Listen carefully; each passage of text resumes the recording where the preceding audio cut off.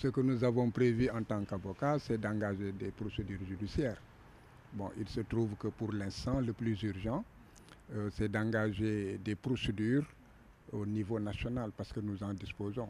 Mais il n'est pas exclu que d'autres actions soient menées au cas où il y aurait un forcing pour l'élimination en fait arbitraire des candidats par le Conseil constitutionnel, que nous puissions saisir d'autres instances habilitées qui ne soient pas des instances internationales. Bon, vous savez, le parrainage a posé beaucoup de problèmes. Et tout le monde savait que nous allions tout droit vers effectivement une cacophonie. Et cette cacophonie vient de s'installer. Et des candidats sont illégalement éjectés avant même que la liste provisoire des candidats retenus par le Conseil constitutionnel ne soit publiée. Parce que dès l'instant que les parrainages sont invalidés pour un candidat, cela signifie qu'il ne fera pas partie de la liste provisoire, a fortiori la liste définitive. Bon, cela pose en fait beaucoup de problèmes. D'abord sur les pouvoirs que le Conseil constitutionnel s'est arrogé, ce n'est pas aussi simple.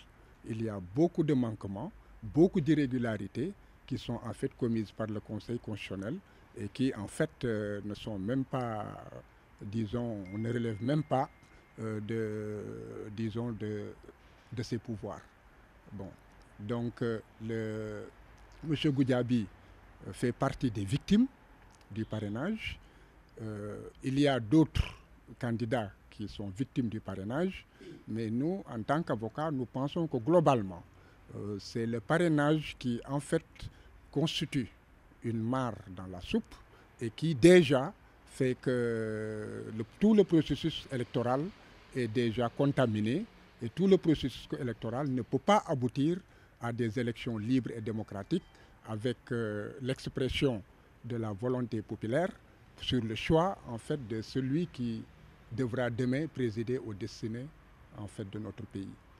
Bon, nous ne rentrons pas sur les arguments de droit, mais sachez que nous avons bien des éléments en fait de droit qui permettent de dire qu'aujourd'hui le Conseil constitutionnel a déjà sabordé les élections futures. Vous savez, j'ai l'habitude de dire que nous sommes des avocats et par voie de conséquence, nous agissons dans le cadre des lois et les procédures que nous engageons sont toujours des procédures qui sont prévues par la loi. Nous ne tâtonnons pas, nous n'inventons pas les procédures. Maintenant, pour ce qui est de l'aboutissement, nous ne sommes pas des juges, mais nous avons des arguments sérieux en fait et des moyens sérieux en droit. Si le droit est dit, cela devrait aboutir. Je pense qu'on devrait aujourd'hui être raisonnable. Ce pays nous appartient à tous et nous devons faire en sorte que l'état de droit puisse triompher. Et l'état de droit, c'est quoi? C'est la séparation des pouvoirs, la séparation de l'exécutif et du judiciaire.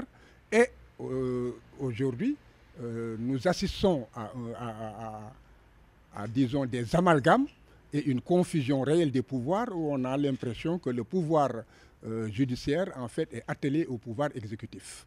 Bon, cela amoindrit les chances, et ces chances amoindries, bon, c'est en fait les fondements de l'état de droit qui sont sapés. Si maintenant, ce que nous espérons, c'est que l'état de droit soit établi et que les juges aient la mesure de la dimension de leur indépendance et prennent leur courage, qu'ils sachent que c'est le destin de tout un peuple qui se joue, parce qu'un président de la République, il préside en réalité au destin d'une nation.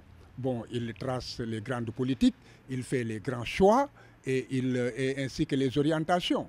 Bon, à partir de ce moment déterminé, les juges qui sont saisis en fait de manquements graves qui faussent le jeu démocratique doivent avoir le courage et le patriotisme effectivement de faire rétablir la règle de droit. Si la règle de droit est établie, c'est sûr que tout le processus devra être en fait repris. Vous savez, dans tous les pays du monde, dans toutes les législations, il y a toujours ce qu'on appelle des procédures urgentes.